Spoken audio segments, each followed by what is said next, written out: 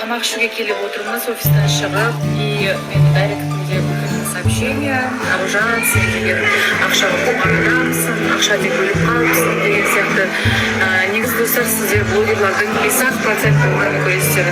Ол блогер мысалға қиналғанын салмайды, қандай этаптан өткенін салмайды да, көрсетпейді, потому что это тоже осуждение болады да. Типа, если ты жылаватқан не сторис салсаң, неменеге жылай беретін, аған неменеге тыңдайды. Осуждение көп болады, негізі бесосақ бірде емес қой.